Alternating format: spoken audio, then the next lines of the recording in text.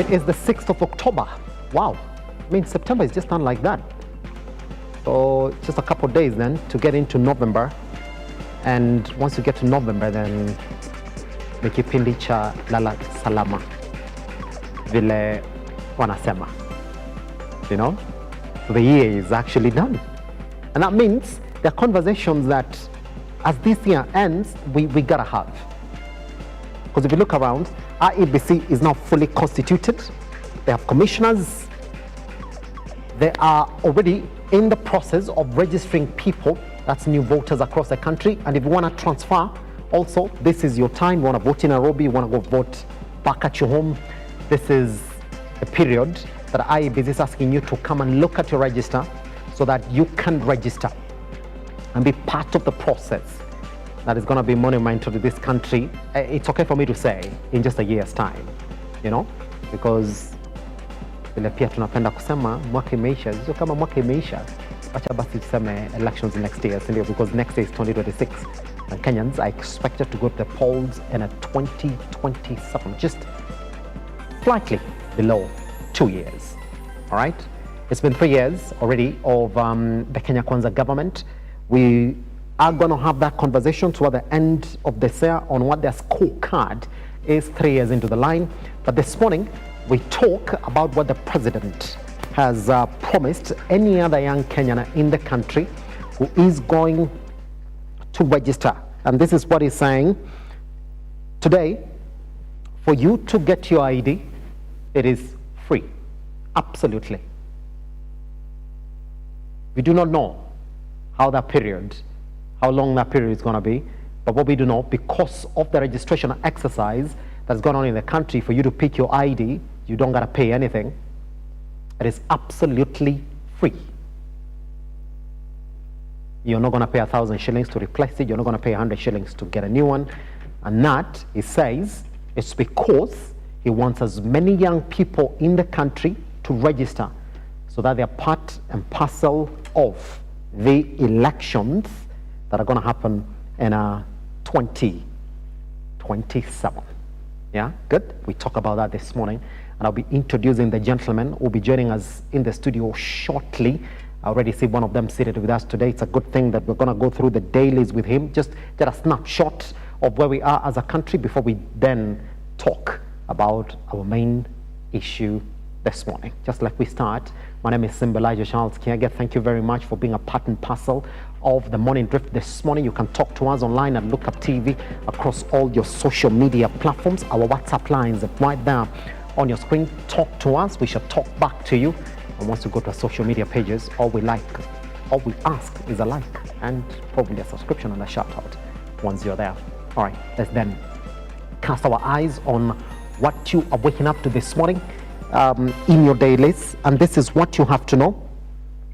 On the Daily Nation this morning, the big story here, I don't know to call it big story, but this is what the Raila Health debate stars political scene. This is a big story this morning that has been covered on page 7. ODM leader Raila Odinga traveled out of the country Friday for an undisclosed mission, with his spokesperson dismissing speculation of ill health and blaming his opponents for spreading the reports. That story has been covered on page 7. But also this morning we'll be talking about what is trending online, and I will be showing you what majority of Kenyans revealed as per this particular story. Again, story that has been covered on page 7. There's also a story here on what is driving school scandal. An investigation into anonymous emails alleging a bribery scheme has rocked the National Transport and Safety Authority. The whistleblower accounts coming shortly after NTSA had unearthed a racketeering ring through which driving schools bribe examiners for learners to pass tests, compromising road safety. That story has been covered on page 4 and 5. And by the way, did you listen to that submission from the National Transport Association in the country? Was saying that all driving licenses, according to them, they would wish that all driving licenses that were issued 6 years ago, they need to be revoked. But from now all the way to 6 years ago, and they were saying that all of them were bought, and people really did not learn driving in those driving schools. No wonder we have a lot of accidents in the country. That is according to them. All right, that story has been covered again on page 4 and 5. There's a story here on head teachers warn cash crisis hurting exam preparations, and we know those exams are going to begin. Some of them have begun. If you're doing home science, if you're doing agriculture, we do know that you've already started those exams, those computer projects. We do know that they've already started, but the main ones that are supposed to start next month, that's what teachers are warning of, the cash crisis hurting exam preparations. Now, principals say examination preparations are being disrupted by government delays to disburse funds to schools. Cash-strapped schools are unable to purchase material and equipment that students will use during examinations. According to the teachers, if the problem persists, they warn students will be forced to share equipment. Now, the Kenya Certificate of Secondary Education exams start on October 21st, with rehearsals planned for October 17th. Now, learners will sit the new Kenya Junior Secondary Assessment, that is KGSSAA, from October 27th as well. Good. That's exactly where we're. By the way, for those parents who are wondering again, your kids are just about to come back home again. Yeah, this is just before November. And then you're going to stay with them at home all the way to next year. Oof, almost 2.5 months of them being at home. So you need to prepare, you know. You need to prepare. Discipline, time management, you know what they gotta do for those 2.5 months, so that you have sane minds once they go back to school next year. Oof, long break that is going to be, as from October 21st, because by then you do expect that schools have done their other examinations, they've gone home to allow the rest of them to do their examinations. Now, on page 8, how cartels looted fertilizer subsidy. Now, the government's ambitious fertilizer subsidy program was hijacked by unscrupulous traders who exploited loopholes in the system to make a killing and shortchange farmers. A report by the Ethics and Anti-Corruption Commission has also revealed. That story has been covered on page 8. Good. Quickly then, let me introduce the gentleman who's in the studio this morning before we move over to the standard. We do expect our other guest is also walking into the studio this morning, so that we look at a couple of headlines that we have this morning. Let me introduce to the studio Ken Babu, who's the Youth Chair, United Opposition. Ken, how are you doing, sir? I'm doing well. Good morning, Simba. Good morning. I'm doing well, and the opposition is doing well. Yes. And I would just like to put it clear that as the United Opposition, we have concrete plans to restore this country back from the messes that has been caused by Kenya Kwanza. Yes. But that can only happen if William Ruto exits State House. That's it. And that's why we are clear and we are on the same page with Kenyans. That's it. Saying that he must be Yes. a one-term president. That's it. Yes. Fantastic. Whatever it is that we want to do, whatever plan that we have, yes, to restore health, to restore the pay slips, to restore the education system, and to ensure that each and every person can start and run their business in a conducive environment. All that plan cannot work if William Samoei Ruto is still the president. That's it. And that's why our first agenda is to take him out of the office, and then now take power and restructure everything. That's it. Yeah. Fantastic. Babu, let me just take you to a couple of headlines here this morning, and I would like to start with a story that has been covered on page 7 of the Daily Nation. Raila's health debate that has stirred a political scene, and this is what the headline is saying. ODM leader Raila Odinga traveled out of the country on Friday for an undisclosed mission, with his spokesperson dismissing speculation of ill health and blaming his opponents for spreading the reports. Question is, why was the information about his traveling out of the country with health for a couple of days before it was finally revealed by the spokesperson? But I think that should not be a matter of so much concern, because Raila has traveled out of this country many times without people knowing. Yes. I don't know why this one is now creating more issues and tension. Honestly, Raila has been traveling out of this country, and sometimes we are not told. We just told that he was out and he has come back. Yes. I don't know why this time around people are creating so much tension around it. But if in any case he's not okay, yes, we wish him well. He's a statesman. He's contributed immensely to this country, He has done a lot for this nation and Africa as whole. So the best we can do as a people and as a country is to say, if Mzee is not feeling well, we wish him all the best and we wish him quick recovery so that he can come back and proceed with whatever it is that he's planning to do. That's it. Babu, you and I just going to look at our trends this morning just before we start talking about our big conversation. I'll be showing you why Kalonzo Musyoka is trending, and it comes from this particular headline here.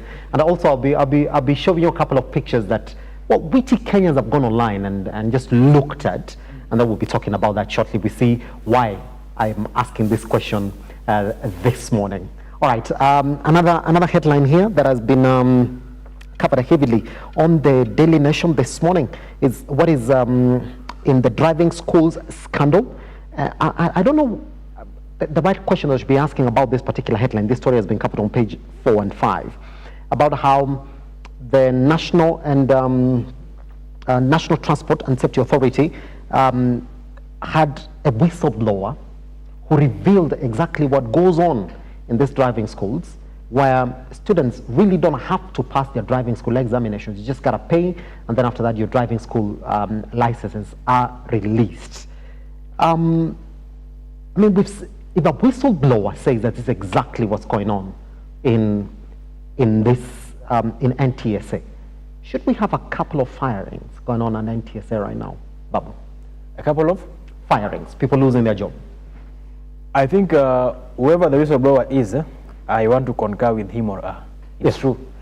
It's true that to some extent, most driving schools today do not take their students through the right channel. Yes. Because I've seen some of my friends say that they're in driving school, but I've never seen them anywhere driving or attending classes. But after some 2-3 months, you see them with a driving license. They're the same people that when they get to the roads, they cause accidents. Yeah. So I think there's a clear, there's an urgent need to look into the National Transport and Safety Authority, NTSA, and revise or recheck their qualification, I mean how they qualify different driving schools. I'm telling you, today, we have many driving schools. I mean, driving schools are so many, more than the people who are, who have been trained to know how to drive. Yes. So it has been turned into a cash cow, into a business somewhere. And to some extent, don't be surprised that some officers within NTSA are the one who are running these driving schools. So what do they want to do? They want to make money from it. So their business is to get most students as possible, pass them through, whether they get the knowledge, whether they understand to do it, that is not their business. There must be quality in everything that we're doing as a country. Yes. More so when you talk about something like driving, that is critical. Anytime you're on the road, you are risking your life and the life of others. So if you are not well trained to drive, you just got your driving license through some proxy means, then you are risking the lives of any road user at that time that you are driving. So there is urgent need to look into that matter, and the relevant authorities should take keen interest on that issue. Yes. And revise the licensing of those driving schools. Yes. Yeah. Pretty much. All right, at this point then, let's cross over to the Standard this morning. And I mean, I didn't have to get to the trends this morning because I told Babu we have to get all the way to our trends this morning, say exactly what Kenyans are talking about before we jump into that discussion. The Standard has carried the entire story this morning. And this is what they're saying. If you look at the Standard this morning, they're talking about Raila health wars. That's exactly what the biggest headline is. And they're talking about a vicious rumor war exploded yesterday as ODM and Wiper traded barbs over claims that Raila Odinga is gravely ill. ODM accused a section of the opposition, singling out Rigathi Gachagua, Kalonzo Musyoka and Eugene Wamalwa of peddling malicious disinformation after social media posts said the 80-year-old was hospitalized. Raila's camp says he left the country for a brief medical holiday. That's what they called it. And Ida called the rumors baseless. Wiper hit back, calling ODM's outrage political theater and denying any ill intent. In the end, the speculation persists and the nation waits, still unsure what to believe. That story has been covered on page 4 of the Standard this morning. Even before I cross over to Babu, so that now we see exactly what this is. Let me see what Dennis Onyango is saying, former PM's speaker spokesperson, sorry, this is what he's saying. Former DP Rigathi Gachagua and his struggling team of Kalonzo Musyoka and Eugene Wamalwa, among others, are on a familiar campaign of misinformation on the health of former Prime Minister Raila Odinga. All right. Then there is Shakila Abdallah, who's the Wiper Party Secretary General, that's the party ASG, was saying that any suggestion that Kalonzo Musyoka wishes harm upon Raila is malicious, reckless, and utterly false. ODM's attempt to drag His Excellency into its internal confusion is weak distraction from the cracks splitting the so-called broad-based government. Oof.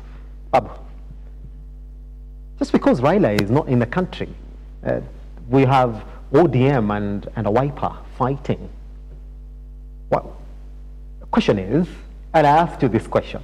You see now, this is what the Standard has it on point, that he traveled out of the country for a brief medical holiday.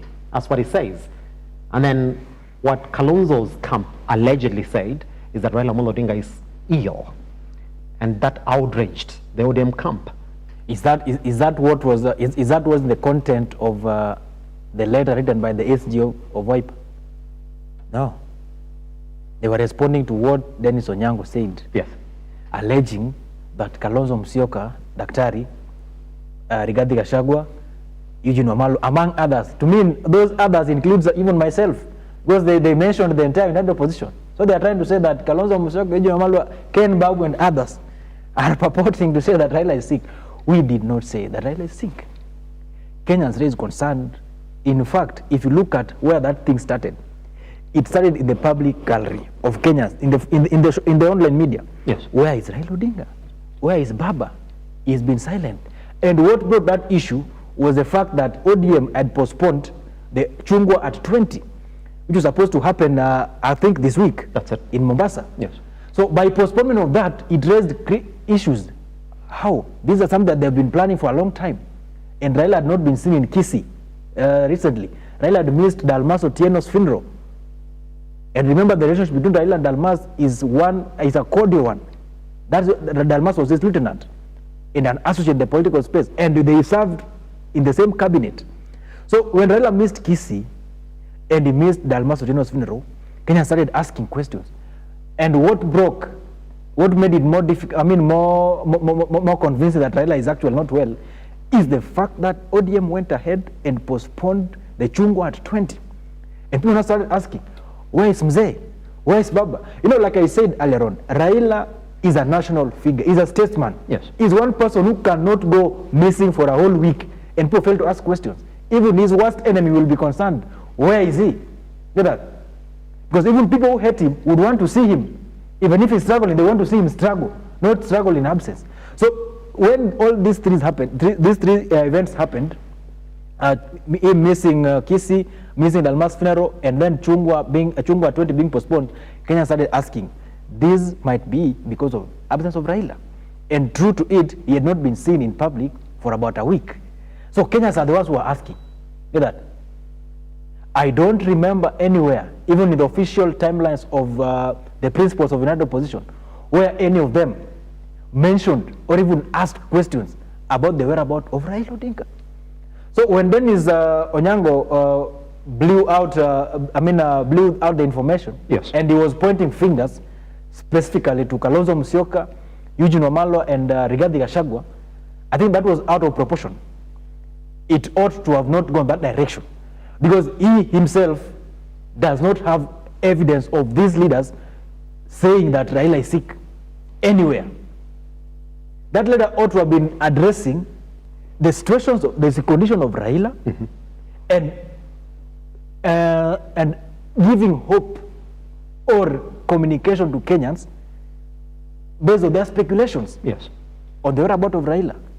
Instead, the writer of the letter ought to have decided to politicize the entire thing, and that's now we are saying Kalonzo is trending. It has been converted into politics. And if I was the one from the SG of Wiper's perspective, I don't think she ought to have even responded to Dennis Onyango. She did not have to respond to Dennis Onyango, because Kalonzo did not say that Raila is sick anywhere. And if we know that Raila is not sick, yes, he might not be sick, but Dennis Onyango did not have to write a letter to convince Kenyans that Mzee is not sick. Raila himself could have just stepped out, have some meetings with Kasongo, etc., drink some tea, and we see him and say, oh, Mzee is doing well. And it's not there. So all these things are trying to politicize this matter, and come on. That's it. That's all. These people should focus on telling us why they postponed the Chungwa at 20. Yes. And stop running around and trying to, to cover up everything and bring up the issue of Mzee. Yes. Wherever Mzee is, we in the opposition, we wish him well. If you look at the opposition as it is right now, everybody in the opposition has worked with Raila at one point, either for or against. You know, you can work with somebody for or against. That's it. Yeah. And we not wish him bad in anything. That's it. So Dennis Onyango and the ODM team, they just need to, wanafaa kupoa, wapoe. Watulie. Nobody is wishing anybody bad thing. I'll be calling you back again, Babu, so that we can talk about the state of affairs between one Kalonzo Musyoka now and one Raila Amolo Odinga, especially after the declaration of Kalonzo Musyoka that he doesn't want now to be associated with any affairs of the ODM party since he wants to run as a candidate in a 2027. That his resolve primarily in 2027 elections is that he is a candidate. And he spoke quite early, even missing that invitation that Raila Amolo Odinga gave him for the ODM affiliated parties. Just on that, Yes. you know, Kalonzo Musyoka is part of the founding members of ODM. That's it. And yes, he mentioned, it's good that he himself, he brought it to the limelight that Raila Odinga had wrote him a letter, an invitation letter. And of course, the president as well has been invited to that. But let me tell you, Kalonzo is right to decide whether to go or not to. That's it. One thing that must come out clear, Kalonzo is one of the leaders in the opposition right now. And he is running for presidency. Something that he has come out clearly and said, and this party has communicated strongly that Kalonzo Musyoka is a presidential candidate in 2027. That's it. It does not make sense for him again to mix up himself and find himself in the midst of people Yes. who are at the center of the table with a government that has literally brutalized the economy, brutalized the education system, brutalized the health system, and ensured that nobody in this country can survive any food. If Kalonzo was to go to ODM at 20, now imagine a situation where Kalonzo is there, Ruto is there, Raila is there, Mudavadi is there. In fact, the entire government is there. And you all know that before what happens in the public, there is also what happens in the private. Where would Kalonzo Musyoka get confidence with the people of Kenya, who has entrusted him as one of the candidates who can actually restore sanity in this country? So I support Kalonzo's move not to go. Yes. And I still advise him never to think of going, not even associating with those guys. Our watch, let them deal with their issues as a party. Wiper is a party, and Kalonzo has managed Wiper for the longest time. Wiper one day will also hit 20 years, and they will have an opportunity to celebrate Wiper at 20. That's it. Yeah. Pretty much. All right. On that position then, just before we take a tiny breather and also invite our next guest into the studio, let me just look at what exactly is trending this morning. We have Raila Amolo Odinga is trending, and we do know why. Now, here's what keen Kenyans did once the ODM party released those pictures of Raila Amolo Odinga, and they hadn't revealed, before they even revealed that indeed he had traveled out of the country for that medical break, if this particular headline by the Standard makes sense. And this is what keen Kenyans did. They looked at that picture, and then they completely zoomed it in. Yeah, and then they realized that Raila Amolo Odinga was at the King's College Hospital in London. All right, Denmark Hill, Camberwell. All right. Now, this is what Kenyans are saying. Collins, all right, was saying that the ODM party is acting like Raila's location is a state secret. Relax. He goes on to state that name for the hospital. You'd think he's out You think saying it out loud would summon the ICC, the way they're hiding it, and then continues laughing. Those are what Kenyans are talking about this morning on this trend for Raila Amolo Odinga. Listen, Collins, again, was saying that your health champion took his health abroad. He says we deserve better hospitals, but his body refuses to test them. Meanwhile, Kenyatta and Moi hospitals are just sitting there like, was it something we said? All right, continues, majority of Kenyans continue to reveal this. That's it. Finally then, just responding to what the SG for the ODM, for the Wiper party is talking about this morning. Raila has defeated his opponents and haters. Now the only card they have left is to wish him death. They have realized that the only thing that can defeat Raila is Raila himself. All right? Then continues to say, Baba will die when his time comes, and will send him to the great beyond like the king he is. That's it, with honor and style. But wish him death just because he has outsmarted all of you is a show of weakness. It's a sign of total surrender. One man has been your nightmare. Now pray that death defeats him for you. All right? Someone said, he wins or loses, Raila still wins. I submit to you that even from his grave, if Baba whispers, we will listen. That's it. All right, Kalonzo Musyoka is trending on the same breath this morning.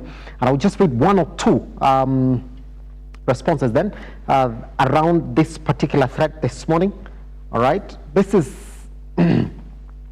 what Kalonzo Musyoka has spoken on this particular issue. And I will say this, just a couple of areas that we're going to look at.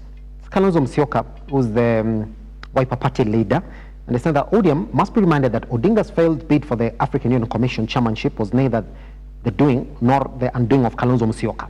That's what he's saying. That his loss stemmed from diplomatic blunders and mishandling by the very government that is now in bed with, a government that lacked both strategy and credibility on the continental stage. All right? That is on the back of accusations that we're getting from the ODM side, that indeed some of these sentiments that are coming from Kalonzo Musyoka this morning are just ill-fated, wishing Raila Amolo Odinga ill health, all right? Which the SG has come out to deny, all right? And they've put Kalonzo Musyoka together with Rigathi Gachagua as those who are peddling the rumors that one Raila Amolo Odinga is not feeling okay, and wish him bad health. Now, I've got a couple of trends here that we're not going to talk about this morning. I've seen Kenyans really talking about Burale. Guys, we're not a family. Yes, we are a family show this morning, but what we talk about this morning is development, economy, and politics of progress. All right? So we'll not talk about Burale. I'm sorry this morning, guys. I'll not even read any tweet that is coming this morning in the studio about Burale. But for the men, it was a big lesson. I hope you know what I'm talking about. All right? Yeah, that I'm going to end it there. All right. Also on issues for Chelsea, I will not talk about them as well this morning, but congratulations, Chelsea and Man United this weekend. Fantastic. Guess what? We take a tiny breather then.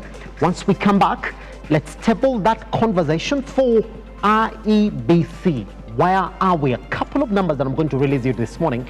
Do you know that 39.84% of all the registered voters in the 2022 elections were Kenyans aged between 18 to 34 years of age? Now that the president has said that between now and the time that the elections are going to be held, your ID is going to be free, what is he targeting, and where are these numbers going to vote? Once we come back right here on The Morning Drift, you can get involved at Lookup TV across all your social media platforms.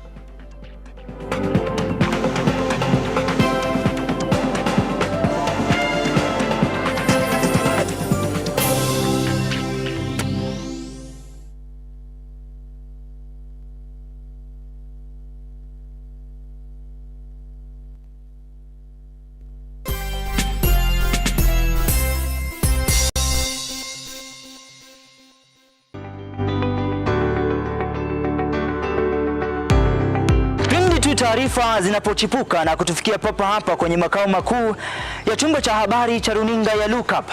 Kwenye taifa, kwenye serikali, kwenye bunge, tunajitosa hadi kwenye sauti ya wenyeji ili kupata tu maoni ya wenyeji kuhusu masuala haya yanayochipuka. Maana hii kitu inaenda kuumiza Mkenya kwa tax. Hakuna kitu tunafurahia. Nothing. Absolutely nothing. Sisi tunaumia, si ati tunaumia ile ya kiukweli. Juu maisha ni ngumu. Na bila shaka tunapata maoni yao ili sauti yao ipate kusikika. Na watasema hili, waseme lile, watasema hiki na waseme kile, almuradi sauti yao ipate taa. Mambo ya mafuta tena imekuwa ni changamoto zaidi kwa kila mtu, wa bodaboda. Uchumi ikikuwa stable, tunaamini mambo itakuwa sawa sawa. Kwanza liko na ria wasa wa boda, mama mboga nini. Hawa sasa ndio wamefinywa zaidi man.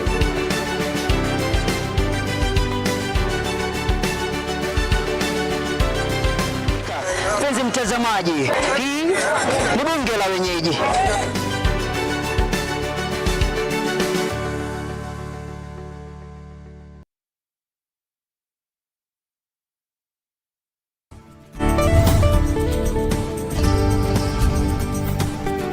I recall the doctor telling me that day, he said, "Sarah, I'm sorry about what happened to you, but you see, life happens. You would have to learn to work with your hands, depend on your hands more."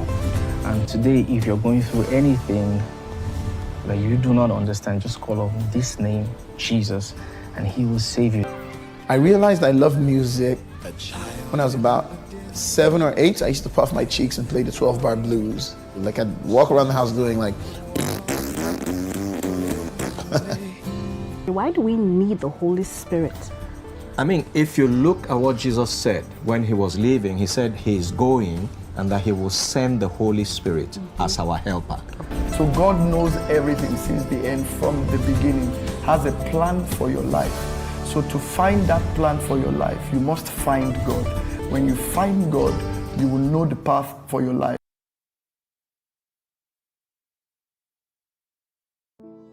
Save a Life is a non-profit organization that has taken the front line in transforming lives in the entire country. So far, we have transformed the life of over 100,000 people through our programs, which include medical support, youth empowerment, street family program, feeding program, and climate change. Join us today as we transform lives. As we always say, service to humanity is service to God.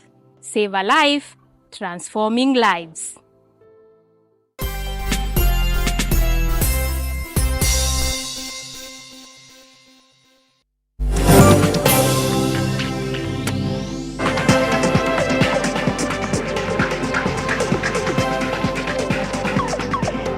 All right, welcome back to the Morning Drift. My name is Simba Elijah Charles King. Again, let's continue with that conversation. And I do apologize, one of our guests is running late into the studio this morning, just bad traffic outside our studio. So we will drop him into the conversation when he comes into the studio this morning. So our main topic this morning then is on that announcement by the president that any other person who's looking to get an ID card within this period when IEBC is pushing for registration would get it for free, as it looks to push up the numbers for registration in the upcoming general election, that is the 2027 general election. And this is exactly what we do know now.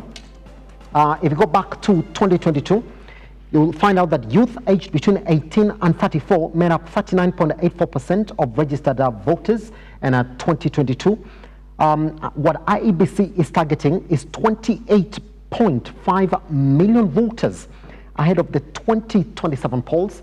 That is almost half, more than half of Kenya's population, if the 50 million is anything to go by from our last census report.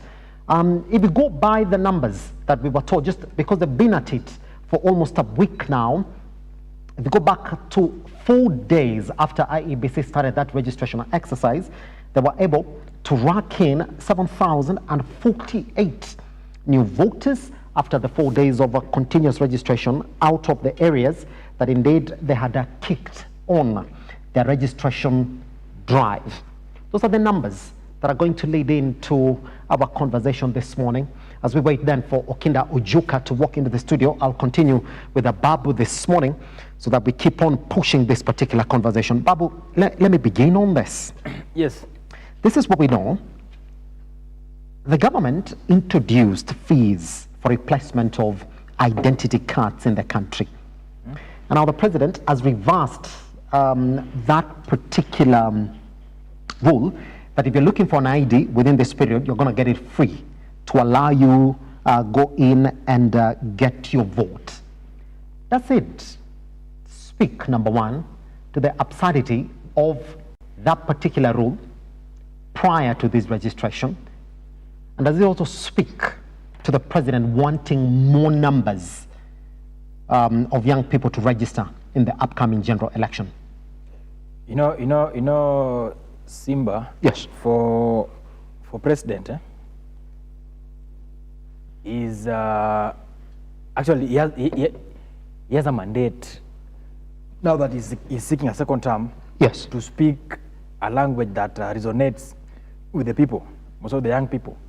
So he would easily say that, oh, we want young people to register as voters, whether he means it or doesn't mean it, but for the public to just get it, oh, the president is also supporting this process. That the issues of IDs, it's a critical issue that came up, I think, early this year or late last year, when Kindiki then, the Interior CS, introduced charges on ID collection and all that, and application and everything.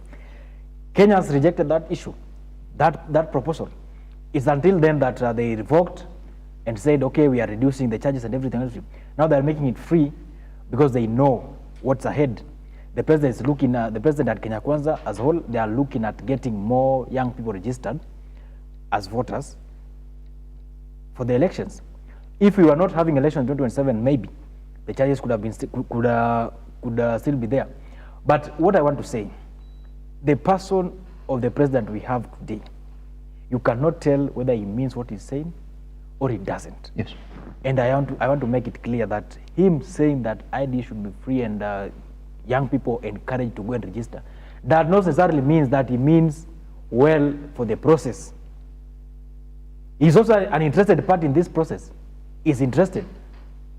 And remember, his lieutenants are on record, starting with the Kamket and that woman, Rep of Bajia or Marsabit somewhere, saying, and Oscar Sudi, of course, saying that they will fill the ballot boxes whether there is votes casted or not. You see? So when they say that, when the president comes and says that, oh, now the IDs are free, you might think that he's targeting the young people, while instead they have their own areas of targets. Remember when they said that there shouldn't be, what did they say, interviews? Yes. For certain areas, for people to get IDs. We know and understand that Somalis are equally Kenyans. But we must also respect the fact that those people who introduced the interview process for those IDs to be issued knew the dangers and the threats that were there before. So when they revoked the interviews, and they now, in fact, look at the timings. Those interviews were revoked immediately after the impeachment of Rigathi Gachagua, and the Mount Kenya started revolting against President Ruto. Let me tell you, what was being done was to replace the mountain with the northeastern. And today, when they say that we are giving you free IDs, we are not particular and clear. These free IDs targets who? Yes. Exactly. Yes. Who is the target? And that's what I'm saying. The president, as he is right now, you cannot tell whether he means well or not. He is not red, he is not green, he is amber, which is very dangerous for the head of state. Let's look at who those IDs would target. And these are the numbers that we have from the 2022 general election. Youth aged 18 to 34 made up 39.84% of registered voters in 2022. So you would like to think, Babu, that when we're looking at this coming election, it would make sense that he is targeting the young people in the country who have not yet registered to vote. If from 2022 they made up 39.84%, he wants to push that young voter number up in the IEBC voter calendar. Or is it another submission from the president that indeed he knows the young people in this country have his back come the 2027 general election? Let me say this, and data is very clear, and numbers do not lie. Yes. In 2022, we had about 22 million registered voters. That's it.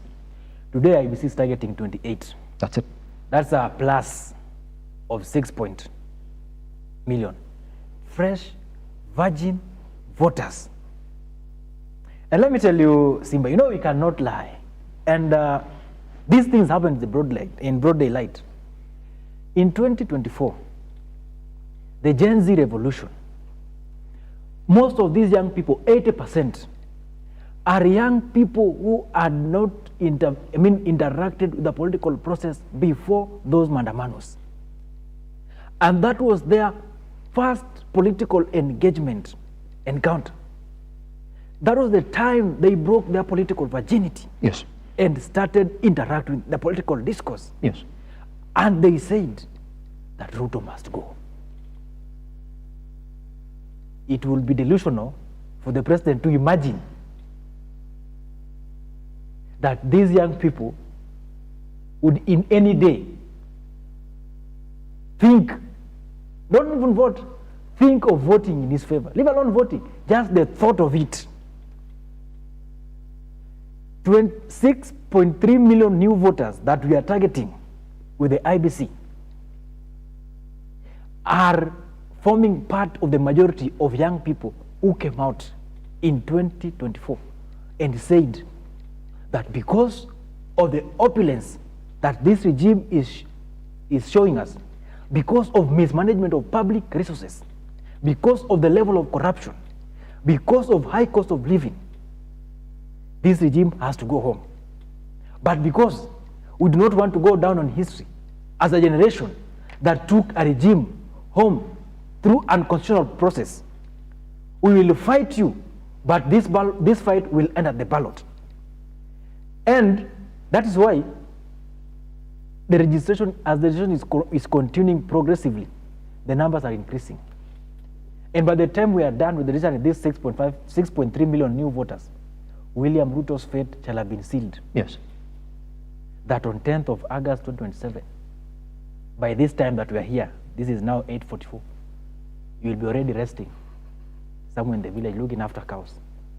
Is it possible to imagine that he also knows that despite the voices of the young people in the country that are speaking against the government currently as it is, and the biggest demonstrations in this country have also been calling the Gen Z protest in the country, that within those protesters there is a number of these young people who he appeals to?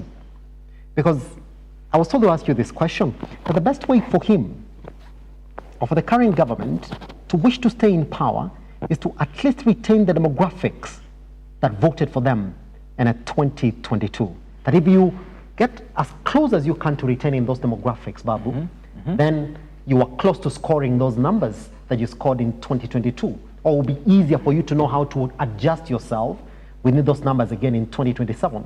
But if you are calling for more registrations right now, Babu, and you have these 6 million young Kenyans who've never voted, and majority of them who are purported to be in the street against your government, then you're kicking yourself again at the back.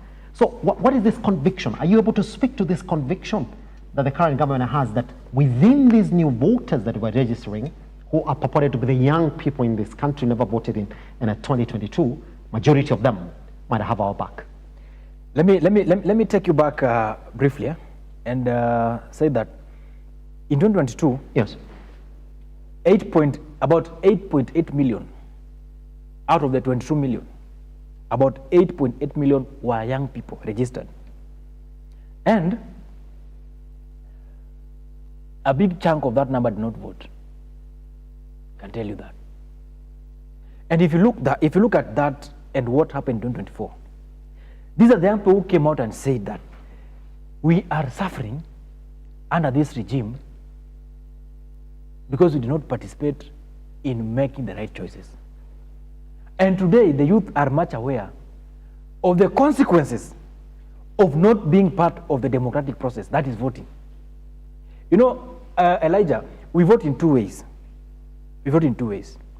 You vote bad leaders or good leaders in two ways. Either by casting ballot or not casting. Remember, not casting is also voting. That's it. Because when you're not going to vote, when you refuse to vote, to go to the ballot, to the polling station, and vote for Kalonzo Musyoka, for instance, and avoid Ruto, you decided to stay at home and say that I'm not voting either of them. Remember, there's somebody in Sugoi who's going to vote for Ruto. That's it. Get that? And that one means that you have actually participated in voting in the wrong person. Get that? So these young people did not participate, and they realized that, oh, so not participating is also acknowledging the person in power and contributing to their win. And let me tell you, it is true that there is a section of government that believes that out of these 6.3 million and or the young people who are protesting, they have their chunk. And you had the senior senator, Dr. Buru Odinga, recently at the funeral of Dalmas. Yes. He said that the Gachagua team should stop disturbing us. Because if it's about Gen Zs, they have their Gen Zs and we have our Gen Zs. Let them register their Gen Zs and register ours. We will meet at the ballot. That is the feeling that even Deputy President Kindiki is walking around with. That there's a section of young people who is backing them. But let me tell you, let me give you the gospel truth.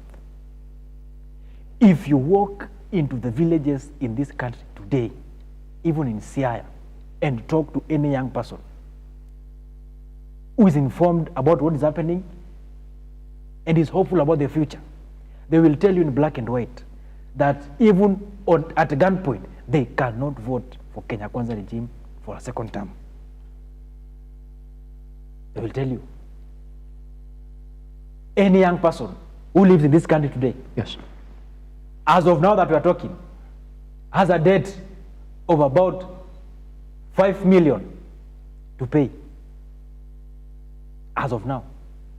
This is 2024. Kenya borrows 100 billion per day. And your share is not there. And there's no clear explanation where that money goes to. And these are the young people who has the power now to decide whether the borrowing will continue or they will cut at where it has reached, yes, so that they save the future. Remember who is going to pay, we are the ones who are going to pay these debts. Because anyway, the people in government today, if nature was to take course, chances are that this country would be left for us. Get that? Then it means any mistake that is being made by any government today, and the case studies Kenya Kwanza, we stand to bear the consequences and we will pay for those mistakes. Instead of giving them leeway to keep making more mistakes and we have an opportunity in 2027 to cut short the mess, we have to step out, register as voters, keep that vote, and wake up on 2027, 10th of August, and cast that vote against Kenya Kwanza regime. Yes. And put in somebody who can restore sanity. Let me tell you, Simba, 2027 election is an election of character. A character that can restore sanity in this country. Yes. A character that can restore the confidence of international organizations to Kenya. A character that can restore the confidence of investors to come and invest in this country. Mm-hmm. A character that can restore international relations, border relations between other countries and Kenya. A character that can restore the health system.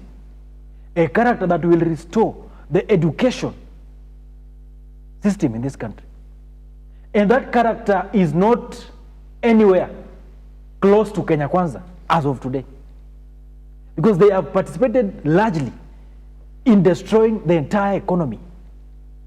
They have participated largely in ensuring that today, a son and daughter of a peasant woman in the village where I come from cannot even imagine joining a university.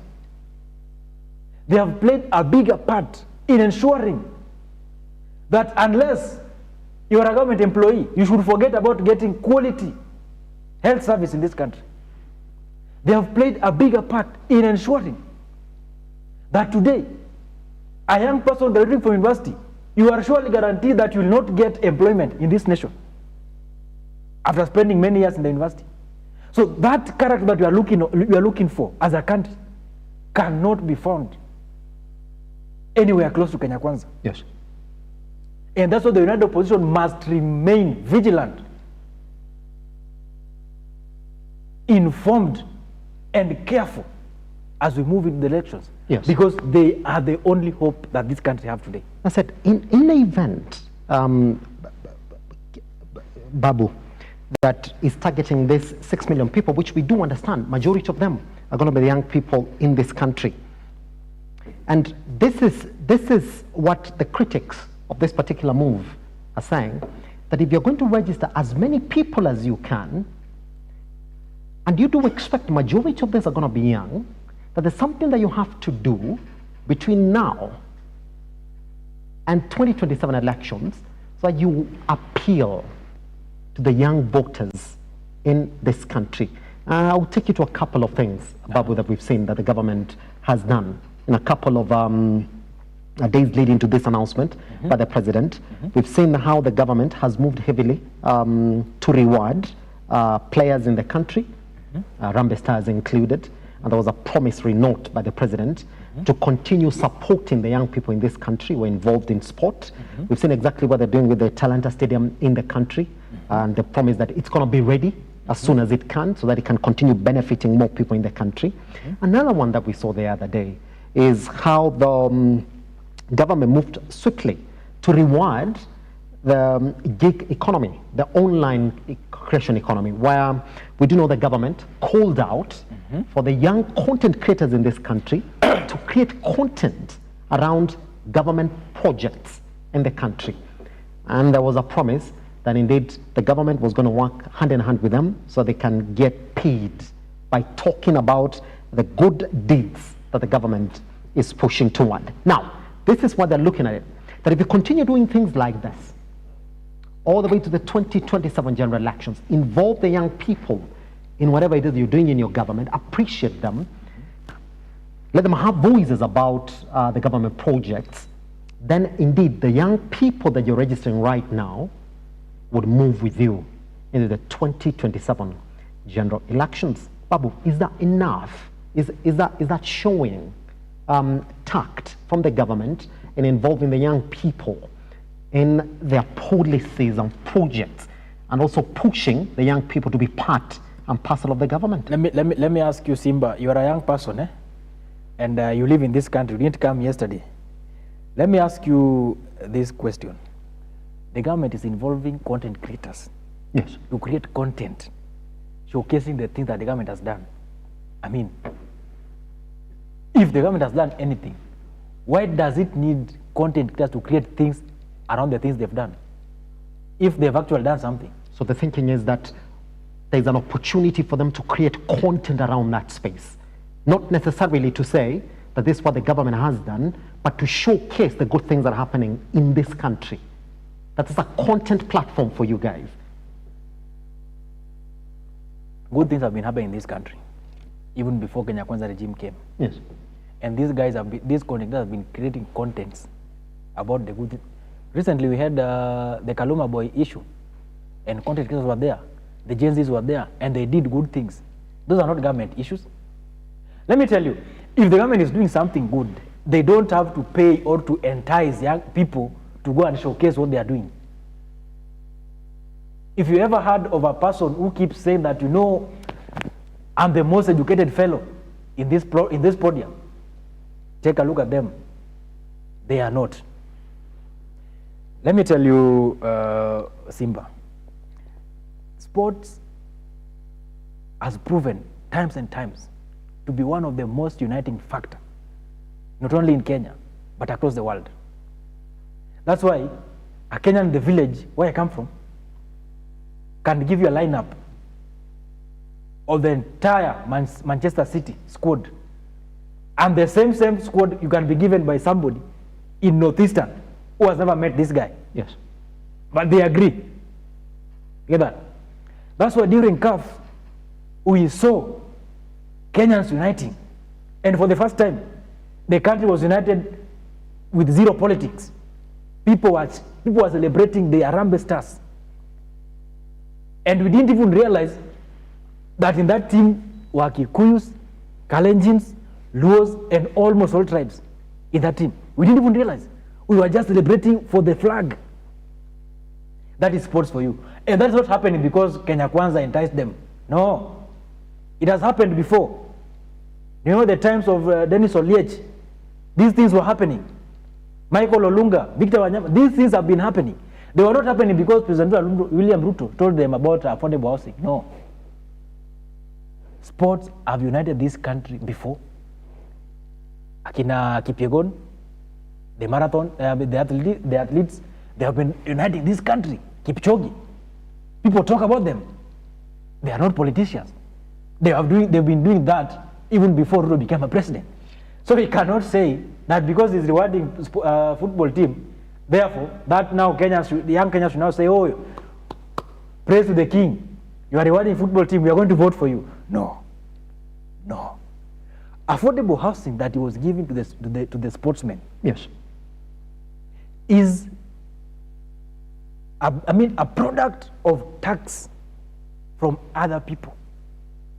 We acknowledge the fact that he recognized that these are sportsmen who have represented our country at the flag, at the national stage, and they've given us glory, and they've put our flag at the top. We need to reward them. But the question is, how about that person who was taxed to build that house? Where is their share? Where is their share in all that mix? 2, he told the young men that you'll have to pay 1 million for you to get a 1-bedroom house. So the government will add the extra 1 million. The house costs 2 million. 1 million, if you retreat back to your village, where at the end of the day when you die you shall be buried at the back of your house, you can construct a 2-bedroom house in your own land. Why do you have to pay that 1 million to own a house in Nairobi, where some of them don't even stay in Nairobi? Those who are playing for Kisumu All-Stars, they live in Kisumu. What business do they have to own a house in Nairobi at a cost of 1 million? It does not make sense. So it's only that. Yes. That should not be. That cannot be the ground through which Kasongo wants to slide and convince young Kenyans that, you know, guys, I'm now empowering the sportsmen. Now you have to register and vote for me. Let me tell you, Kenyans are awake. That's it. And if there is something that is happening now, and it's unfortunate for William Ruto that he has been the president at a time where everybody is informed and people can tell what he's about to say before he speaks it. That's it. Babu, I want you to hold your thought right there, because I want us to come back and then look at some of these numbers from the 2022 general election that show us the patterns of how young people voted in this country. If indeed the government really wants more young people to register, how did they vote in the 2022 general election? So we can see what would be the buy-in for President Dr. William Ruto in this young voters bloc that he wants to bring into the 2027 general elections. Also talk to us online. Do you think that it's going to be counterproductive for President Dr. William Ruto if more young people register to vote? The 6 million, if 50% of them are young people, and that 50% or close to 50% of that voters bloc and the 2027 elections is going to be formed by the young people, is it going to work for or against the current regime? Once we come back right here on The Morning Draft.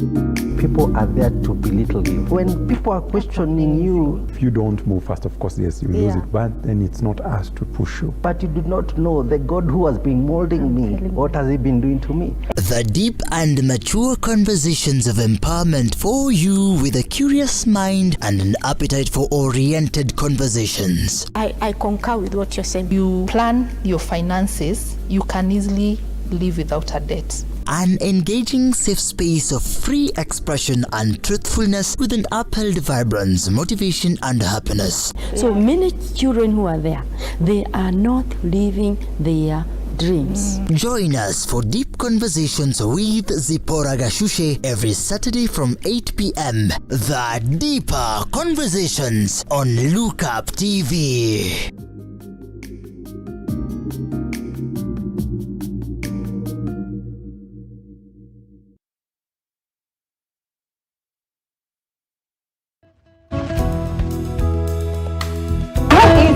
For you to forgive someone who has hurt you? How easy is it?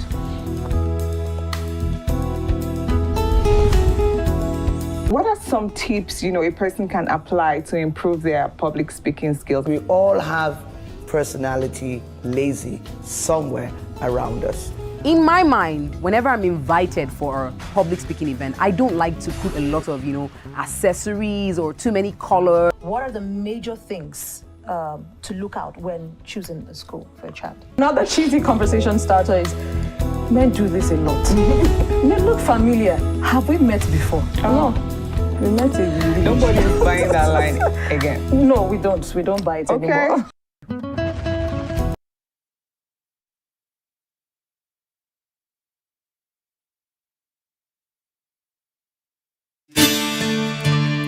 Do you need a dose of hope? If so, you are in the right place. We think of ourselves around here as hope dealers, delivering truth, power, and inspiration to hearts and minds all over the world. If nothing else has worked for you, why not give the God thing a try? For it's in the presence of God that you'll find everything that you need. Amen.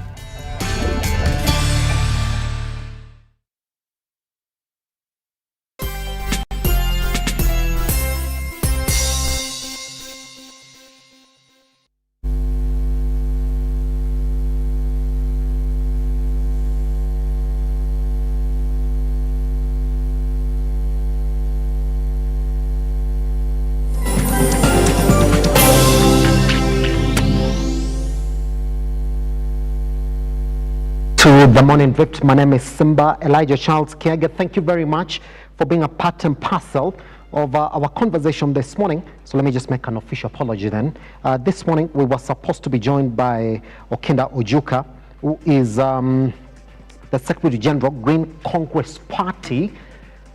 Yes, I spoke to him this morning and he promised me that he was on his way to our studios this morning, but then he's gone cold. So that's why we don't have him in our studio this morning.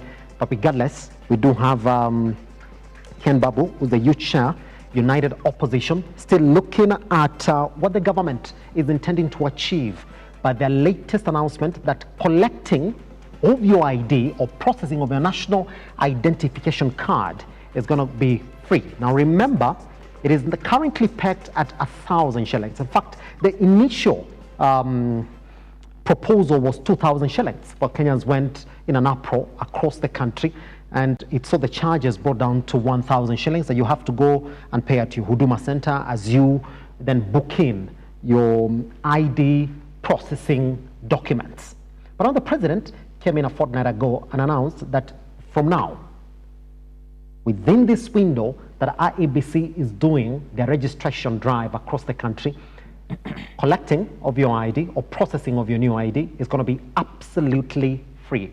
So this is also a clarion call for those Kenyans who've been holding back from getting their IDs. It's now your chance to go in, get that new ID or change that ID so you can use this window that you're getting it for free, so you avoid paying the 1,000 shillings. That notwithstanding, let's see exactly where we are as a country, as a youth population.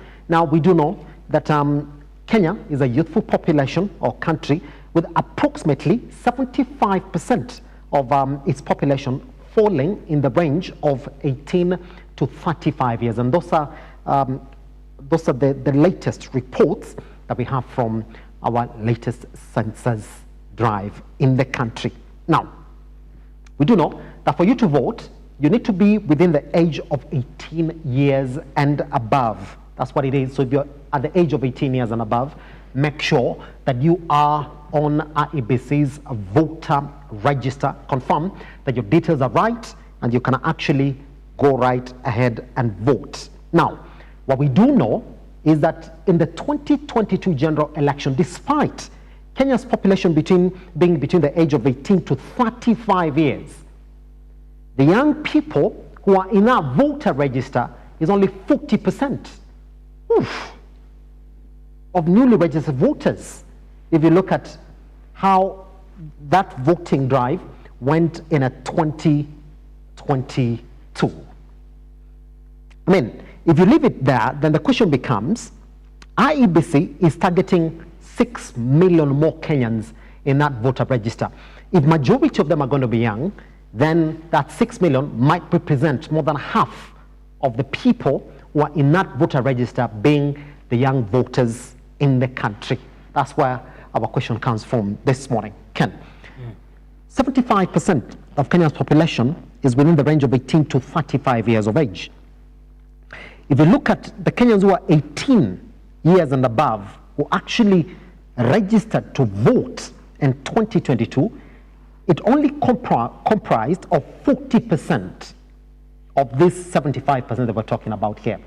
A huge disparity that young people in this country, despite of these voter registration drives that we've seen by IEBC, even in the 2022 general election, IEBC gave us a number that they were targeting, which they did not hit.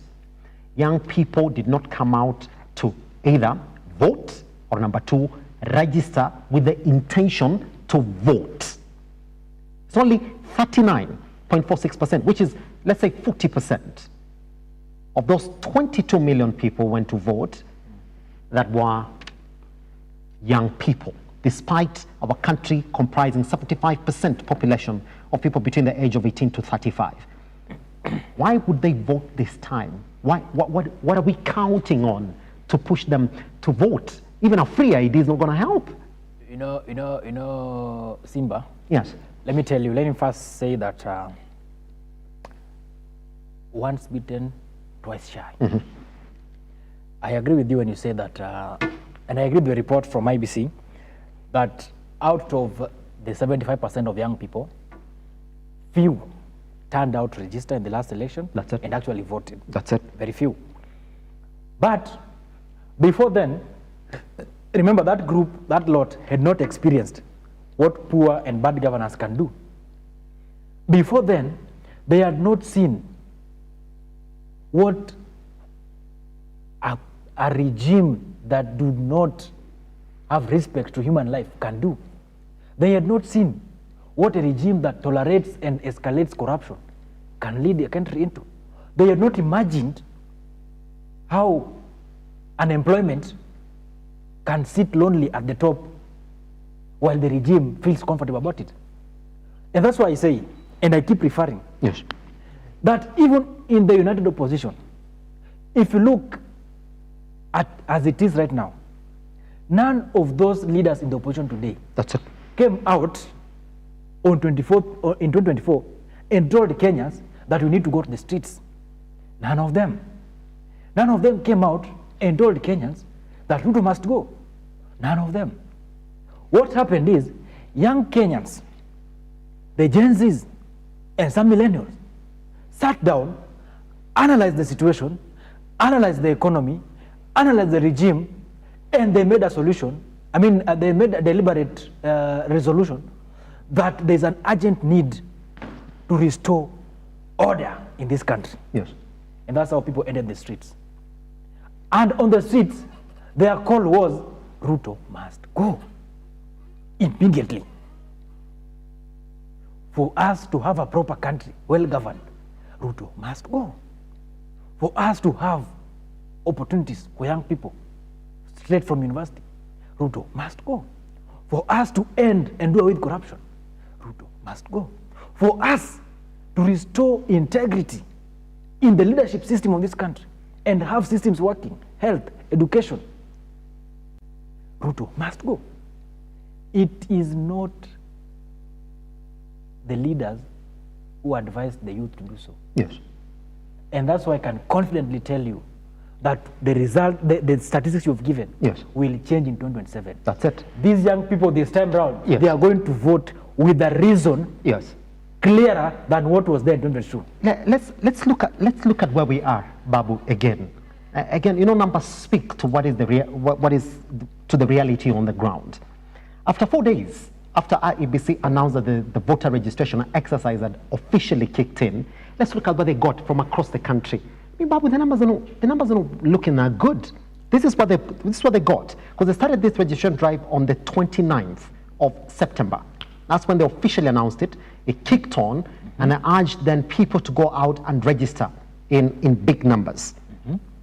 It's only 7,048 after 4 days of registration. Those were the only few numbers that IEBC was able to get. 7,048 new registered voters. The majority of them are in the young category. Again, I'll take you back again to our numbers again in that voter register. Out of the 22 million that were registered to vote in 2022, 8,812,790 were the young people. If we're going to add this 7,048 currently that we have, if indeed there was a clarion call, Babu, for registration, would have been now. Why haven't they turned out? If there's still that fire burning that they need to have a voice in this general election. Let me tell you, Bwana Simba, first the narrative of young people are not turning out to register is being cooked so that it appears that, oh, the youth are not interested. These are official numbers, though. I am not disputing the numbers. Yes. What I'm saying is, people are turning out progressively. 4 days, 7,000 is not a small number. Did you expect 7,000 in 1 day? 4 days, 7,000 is not a small number. These are people, most of them have not interacted with this process before. Yes. And these are people, some of them do not have IDs yet. Yes. And that's why we are fast tracking and we are pushing the government to issue IDs fast. Issue the IDs. Don't talk about registration and you are holding on the IDs. Release those IDs. And 2, the IBC should decentralize the registration centers. If you talk about registration centers at IBC's offices, IBC offices in each and every constituency. Here we are in, this is Dagoretti North. Yes, this is Dagoretti North. Dagoretti North, the IBC constituency office is not here. It's maybe somewhere. How do you expect somebody from Kawangware, a young person in Kawangware who is not employed, the government has ensured that they are not employed, the government has frustrated their lives, has ensured that they are not sure whether they will eat lunch or not. So where the priority? Do they, if he or she has 100 shillings, does she or he use that 100 shillings to go all the way to IBC center or find something to eat first before thinking of it? So what you're saying, the IBC has to decentralize the registration centers. In as much as we have registration, IBC offices, head offices at the center point, there should be mini registration centers, at least in every ward, to cater for these issues, at least in 2 schools per ward. Yes. So that we have more and more centers of registration for easy accessibility. I want to say here and make it clear that IBC needs to decentralize registration centers for these young people to get opportunity to be registered. At least 3 registration centers per ward. There's a budget for all this process. There's a budget for delimitation, which has not been done. Boundaries. There's a budget for civic education, which has not been done yet. They need to put up together those budgets and ensure that we have as many registration centers as possible. The IBC must also be intentional with this process. Not just saying that, oh, we have not, I mean, the youth have not turned up to register. We are seeing low turnout. What are you doing so that we can have more turnouts? We need to have decentralize those registration centers. Let us have as many registration centers as possible. Yes. So that the youth can access these centers and get registered. 2, people are now, some people are now transferring their votes because, you know, there's somebody who lives in maybe Kisumu, but they want to vote in Nairobi. Or somebody lives in Nairobi, they want to vote in Kisumu. Those are also areas that we need to factor. And IBC needs to come out very fast and, I mean, sensitize people on how to go through that process. If they cannot do it through, I mean, roadshow and everything, they can do flyers so that the young people can understand how do you go about this. Because somebody wants to transfer a vote and they are not able to do it because they do not understand the process. To add on the distance between where they are and the registration centers. So those are some of the areas that need to be looked into for us to triple that number. Yes. In the next 4 days. That's it. Yeah. Here's another question as well that has to come out clearly. That despite of the registration numbers that the government is pushing for, that they know that the young people in this country, Babu, they'll not vote.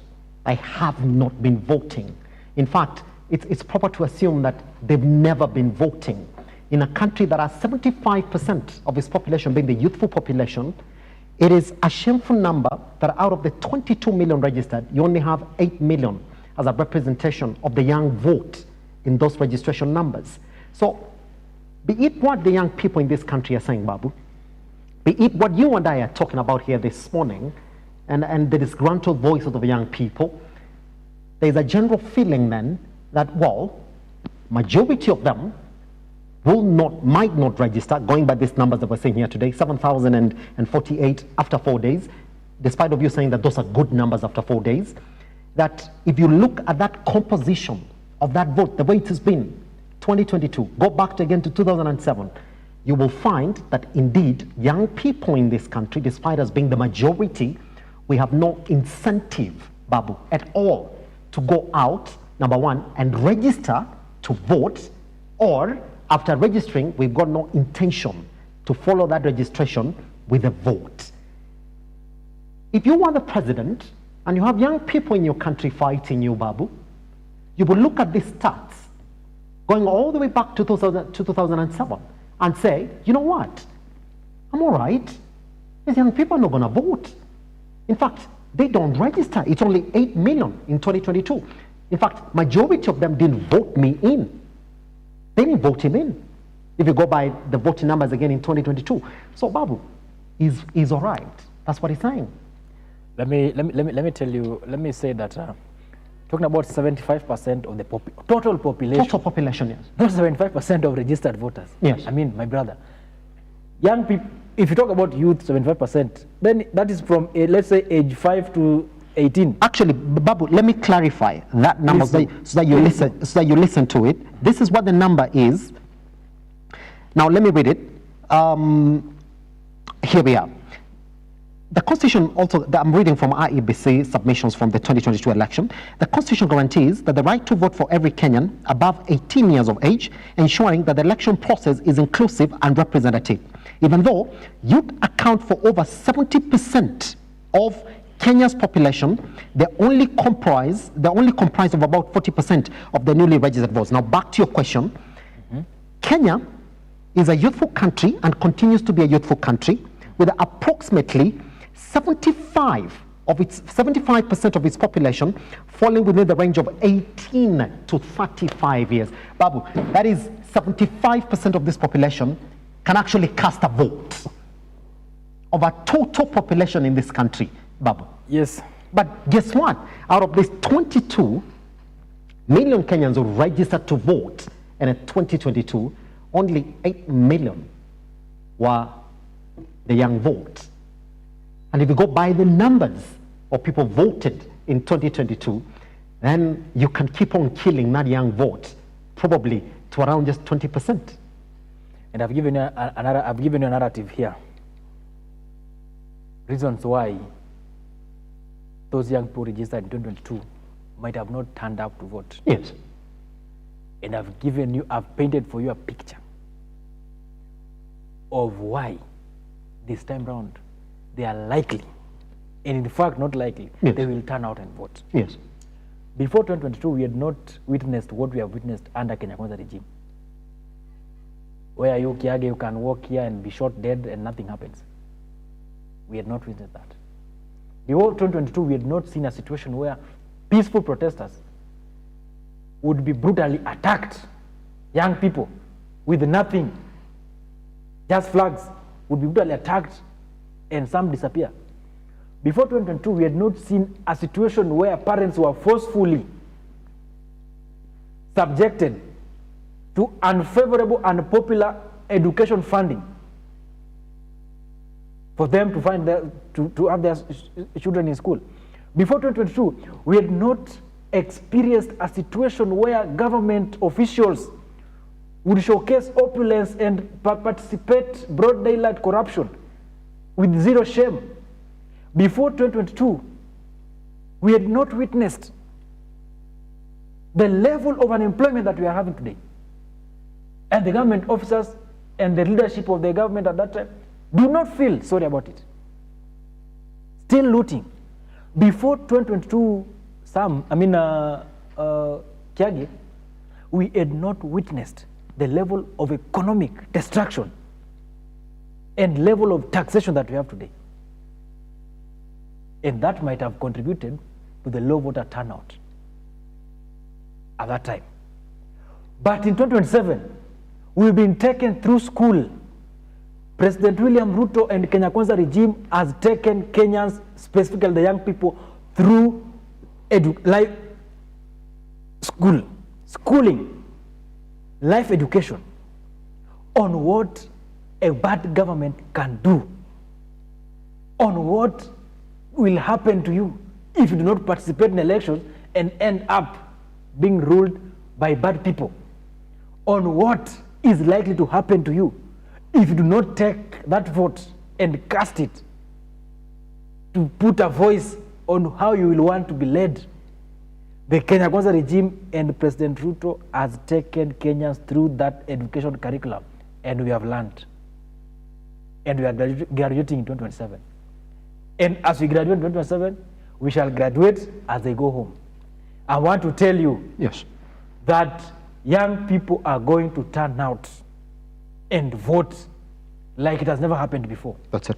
The only thing I'm worried about, and I want to say it here, I would have said it before, the youth, we must develop a thick skin to endure, persevere, and queue throughout the whole day and ensure that at the end of the day, your vote is casted. That's the only challenge I have. That's the only fear I have. Yes. Registration is not a problem. People are going to register. IBC needs only to play their part and decentralize the registration point. Decentralization of registration centers so that everybody can access a point. The only fear we have, because I've participated in the election before, the young people must endure. The Gen Z, we must grow, we must develop a thick skin to endure and persevere the sun at the polling centers. Queue and ensure that your vote is casted. That's the only fear we have. We might register more, but we might not have the thick skin to stay through up to the last minute. Yes. That's where we are right now. That's where my messaging is. The young people, we must grow that thick skin and stand in those queues up to the last minute. And secondly, after voting, because we know the kind of people we are dealing with, they are crooked. We must hang around and protect that vote. Remember, whatever shall be announced at the polling center in relation to the presidential results, that is the result. That's fine. So in my voting center, whatever shall be announced at that polling center, if President Ruto gets 10 votes and Galonzo, Rigathi, Wamalwa, George Natembeya, whoever we shall have fronted, Martha Karua, gets 1,000 votes, that is the results that must reflect at the National Tallying Center. second responsibility of the youth after voting, yes, because you know the people we are dealing with, you must hang around and ensure that the vote is secured. You must not allow yourself to toil through the sun the whole day only for your vote to be counted on behalf of somebody you did not voted for. It must not happen. That's it. Yeah. Pretty much. Now, even as we come to the end of this conversation, Babu, and this is the main concern around what we've seen the government and those people in opposition and the leaders in opposition do. There's a big contrast that you can see that the government is pushing for more registration in the country. But then the question is, what is the opposition doing? Because they know that the young people in this country might have a dissenting voice from what the government is preaching currently as it is. What is the opposition doing to make sure that these young people in this country can actually get to register more during this period and can vote in 2027?